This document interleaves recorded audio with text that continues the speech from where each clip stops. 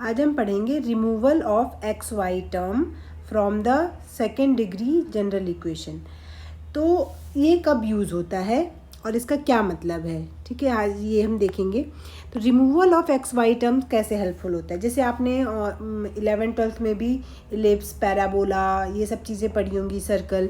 तो इलिप्स की जो आपने इक्वेशन पढ़ी हुई होगी वो इस टाइप की पढ़ी थी कि x² upon a² plus y² upon b² is equal to 1। Okay, और जब आपको इसमें से पूछा जाता था लेंथ ऑफ मेजर एक्सिस निकालिए, तो आपको पता है अगर a की वैल्यू बड़ी होती है तो a की वैल्यू अगर b से बड़ी है तो ये क्या होता है, मेजर एक्सिस। और मेजर एक्सिस की लेंथ क्या होती है, फिर 2a होती है। और अगर b जो होता है इस केस में वो माइनर एक्सिस की लेंथ हो जाती है। तो जो टोटल ये सेमी माइनर एक्सिस होती है, तो जो टोटल मेजर एक्सिस की लेंथ हो जाती है वो 2a होती है। मतलब अगर इस टाइप का इलिप्स बन रहा है तो ये वाली जो लेंथ होती है वो a इधर तो टोटल 2a होती है। तो ये हो गया लेंथ ऑफ मेजर एक्सिस। और ये वाली जो लेंथ होती है वो b इधर और b इधर होती है, तो ये 2b हो गई। और इसे हम कहते हैं माइनर एक्सिस। ये तब होता है जब a की वैल्यू b से बड़ी होती है। लेकिन अगर यही चीज़ उल्टी हो जाए, यानी कि a की वैल्यू छोटी हो और b की वैल्यू बड़ी हो जाए, तो जो इलिप्स होता है वो इस हिसाब से बनता है। इस केस में जो माइनर एक्सिस होंगी वो बड़ी हो जाती है और जो मेजर एक्सिस होती है वो छोटी हो जाती है। तो आप जैसे इसमें देख सकते हैं कि अगर इस फॉर्म की इक्वेशन हो, आपको लेंथ ऑफ मेजर एक्सिस और लेंथ ऑफ माइनर एक्सिस पूछी जाएगी, तो आप आराम से इसको फाइंड आउट कर सकते हैं। इवन अगर आपको इसेंट्रिसिटी भी पूछी जाती है तो इसेंट्रिसिटी भी आप निकाल सकते हैं। इसेंट्रिसिटी कैसे निकालेंगे, √1 माइनस यहाँ पे हो जाएगा आपका b² अपॉन a²। ओके, तो इस तरीके से जब आप इसेंट्रिसिटी निकालते हैं तो ये a और b की वैल्यू अगर इस फॉर्म में है आपका इलिप्स, तो आप आराम से निकाल सकते हैं, ठीक है। तो आइए देखते हैं, अगर आपको एक इक्वेशन दे दी है, मान लीजिए इस फॉर्म की है x² plus xy plus y is equal to 1, ठीक है। अब आपको नहीं पता किस चीज़ की इक्वेशन है। मान लीजिए आपको नेचर निकालना हम ऑलरेडी सिखा चुके हैं कि अगर आपको कोई भी 2 डिग्री की कोई भी जनरल इक्वेशन दी हुई है 2 वेरिएबल में, तो आप उसका नेचर कैसे निकालेंगे कि ये इक्वेशन इलिप्स को रिप्रेजेंट कर रही है या पैराबोला को, स्ट्रेट लाइन को, सर्कल को, हाइपरबोला को, किसको प्रेजेंट कर रही है, ये हम ऑलरेडी देख चुके हैं।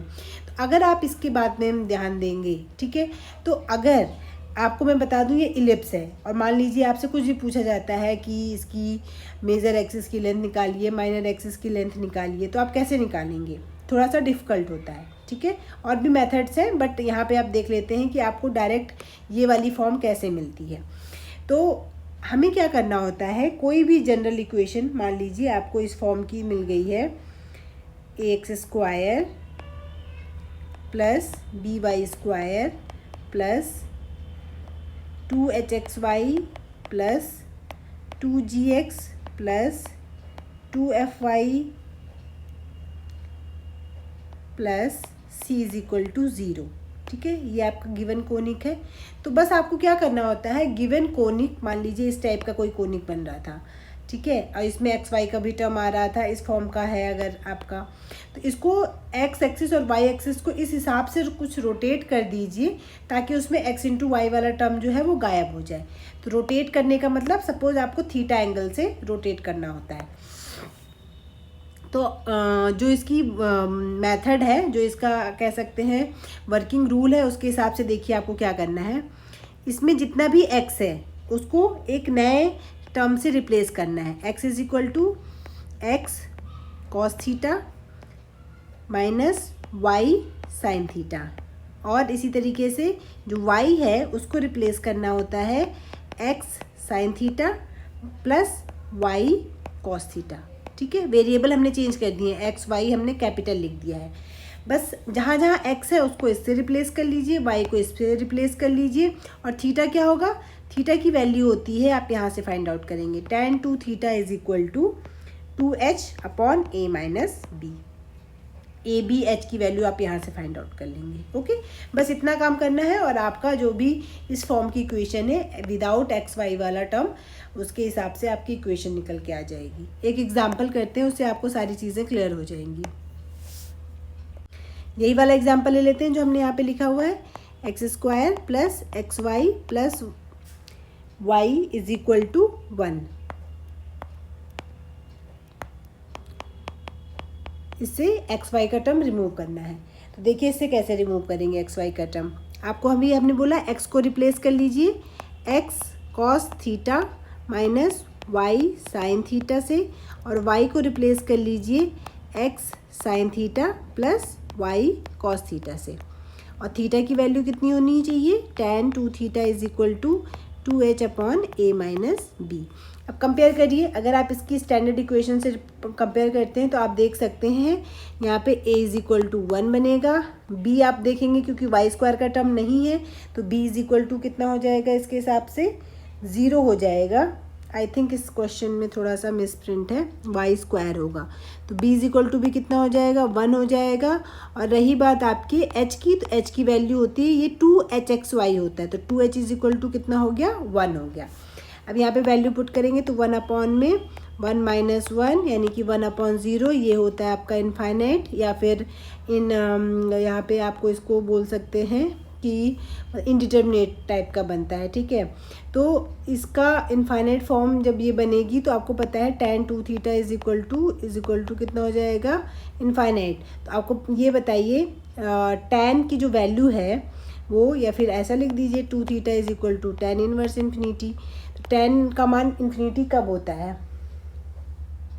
tan का मान इन्फिनिटी तब होता है जब थीटा की वैल्यू 90 डिग्री यानी कि पाई बाई 2 होती है। तो यानी कि tan inverse infinity is equal to pi by 2 आ जाएगा, यानी कि थीटा इज इक्वल टू कितना हो गया आपका, पाई बाई 4 हो गया। थीटा निकल गया, यानी से आप यहाँ से x और y की वैल्यू भी मिल चुकी है। तो आप लिख लीजिए x is equal to cos pi by 4 minus y sine pi by 4। आप चाहे तो यहीं पे कैलकुलेशन कर लीजिए, कॉस पाई बाई 4 √2 होता है, 1 अपॉन √2, वाई अपॉन √2।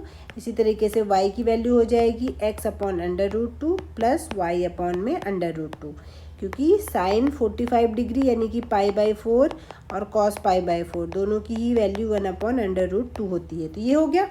अब आप इसकी वैल्यू सब इसमें पुट कर दीजिए। तो आप देख सकते हैं एक्स स्क्वायर है, एक्स स्क्वायर का मतलब हुआ x upon √2 minus y upon √2 का whole square plus x into y यानी कि x upon √2 minus y upon √2, ये x की वैल्यू हो गई, ये y की वैल्यू हो गई, और फिर आता है आपका प्लस y का स्क्वायर यानी कि x upon √2 plus y upon √2 का whole square is equal to 1।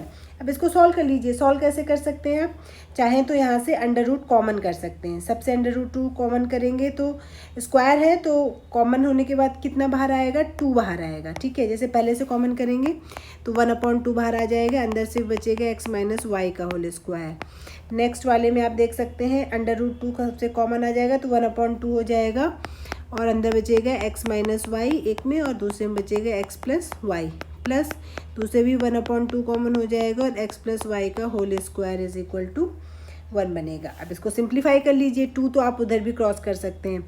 इसको सॉल्व करेंगे तो कितना हो जाएगा, x square plus y square plus 2xy। यहाँ पे सॉल्व करेंगे तो ये बनेगा x square minus y square. इसको सॉल्व करेंगे तो ये बनेगा x square plus y square plus 2xy, और 2 तो उधर सॉल्व करके जा चुका है। तो अगर आप ध्यान से देखेंगे, सॉरी ये माइनस 2xy हो जाएगा, ये कैंसिल आउट हो जाएगा, वाई स्क्वायर कैंसिल आउट हो जाएगा। तो आप देख सकते हैं जो इसकी वैल्यू आ रही है वो आ रही है 3x square plus y square is equal to 2। इसको सॉल्व कर लीजिए, x square upon 2/3 plus y square upon 2 is equal to 1। ये आपकी स्टैंडर्ड इलिप्स की इक्वेशन हो गई। अब यहाँ से आपको semi axis, eccentricity, length of minor axis कुछ भी पूछेगा आप फाइंड आउट कर सकते हैं। ओके, आई होप आपको ये क्वेश्चन क्लियर हो गया होगा। बस 2 ही चीज़ें आपको ध्यान रखनी है, एक तो ये फॉर्मूला कि x और y को किससे रिप्लेस करना है, और दूसरी चीज़ है कि जो थीटा है वो कहाँ से फाइंड आउट करना है, ठीक है। बाकी आप उसी से कर लेंगे, बाकी आप और क्वेश्चन प्रैक्टिस कर सकते हैं। Thank you so much.